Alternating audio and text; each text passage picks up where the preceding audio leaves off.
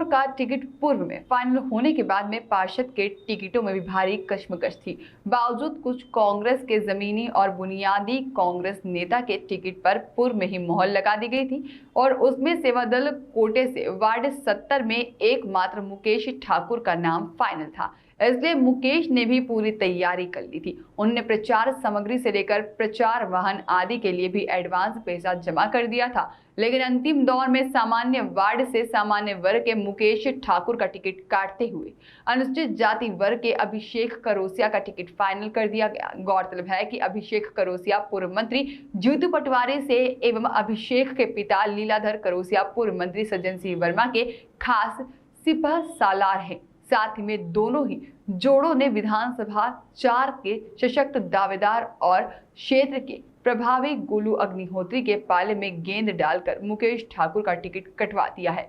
सूत्र यह भी बताते हैं कि वार्ड 70 के भाजपा प्रत्याशी भरत रघुवंशी का टिकट फाइनल होने के बाद गोलू ने ठाकुर का टिकट काटने में अहम भूमिका निभाई है और लोगों ने कहा है कि मुकेश ठाकुर का टिकट काटकर भाजपा की झोली में जीत डाल दी गई है। आज मुकेश ठाकुर ने पत्रकार वार्ता के जरिए विरोध करते हुए कहा, मुकेश भाई बताया, कांग्रेस सेवादल ने एक टिकट मांगा था और वो भी फाइनल होने के बाद में टिकट कटा है, क्या कहेंगे? कांग्रेस सेवादल ने ऐसे तो 5 टिकट मांगे थे, लेकिन मुख्य जोर हमारा मुकेश ठाकुर की तरफ जीते था। ये योग और जीतने वाले उम्मीदवार थे। 5-6 दिन इनका नाम सिंगल था। कल अचानक इनका टिकट कटा, इस बात का दुख सभी को है और सेवादल के प्रदेश अध्यक्ष रजनीश जी से, राष्ट्रीय अध्यक्ष जी से भी मेरी बात हुई है। हम हमारी बात को पूरी ताकत से राष्ट्रीय नेतृत्व और प्रदेश नेतृत्व के सामने रखेंगे कि ऐसा अन्याय हमेशा सेवादल के साथ क्यों होता है। जब इनको टिकट नहीं देना था तो इनको तैयारियों के लिए कहना नहीं था, मेरा तो ये सोचना है।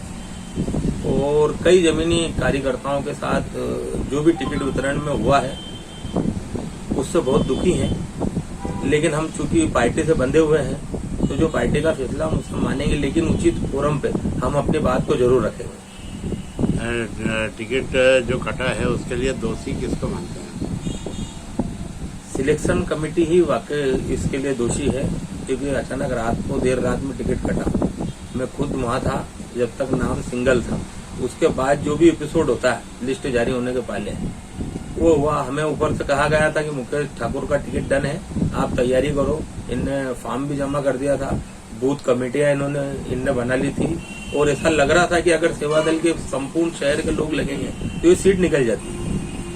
सेवादल की जो उपेक्षा हुई है तो अगले ये रणनीति क्या रहेगी? मैंने जैसा कि बताया, हम बहुत ही दुखी भी हैं, लेकिन संगठन से बंधे हुए हैं, इसलिए हम हमारे शीर्ष नेतृत्व के सामने हमारी बात को रखेंगे और भविष्य में ऐसा नहीं हो, हमारे साथ अन्याय नहीं हो, इसकी पूरी हम कोशिश करेंगे और ध्यान लगाएंगे।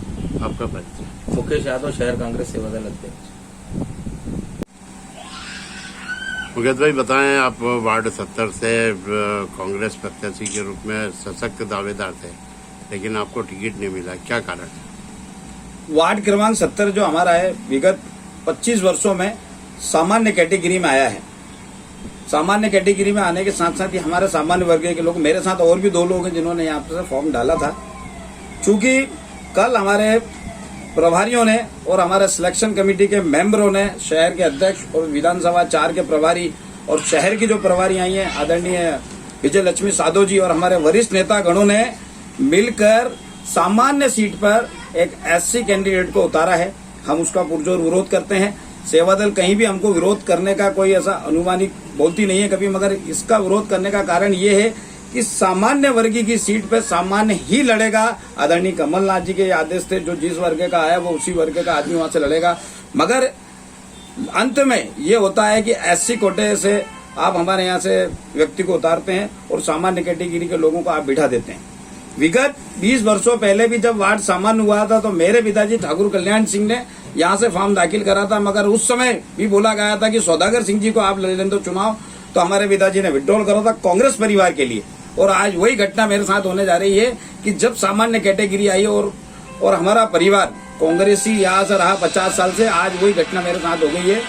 मैं यही निवेदन कर रहा हूँ कि सामान्य कैटेगरी का अगर आया तो आप सामान्य कैटेगरी के लोगों को ही मौका दें, अदरवाइज किसी को ना दें। क्योंकि सेवा दल संगठन के मेरे साथीगण समस्त लोग इस्तीफा देने के लिए आज तैयार थे, मगर मैंने मना करा, हमारे प्रदेश और हमारे राष्ट्रीय अध्यक्षों ने मना करा कि किसी प्रकार का कोई विरोधाभासी मत करना, क्योंकि हम कांग्रेस पार्टी के वो सिपाही हैं जो कांग्रेस की नीति जन जन तक पहुंचाते हैं। अगर काम करने वाले लोग और सामान्य कैटेगरी के लोगों को अगर आप घर बिठा देंगे, फिर कांग्रेस का झंडा कौन उठाएगा? वो जो चमचे जिनको आप टिकट दे रहे हैं, जो नेता के लोगों के आगे पीछे घूमते उनको आप टिकट दे रहे हैं, और जिनका ग्राउंड मजबूत है आप उनको घर बिठा रहे हैं। कहीं ना कहीं ऐसा अवसर पहली बार आया है कि हमारा महापौर इंदौर में जीतने जा रहा है, जीतने की स्थिति पे खड़ा है, और आप अगर इस तरीके से टिकट बांटेंगे तो कहीं ना कहीं हम कांग्रेस माइनस हो जाएगी।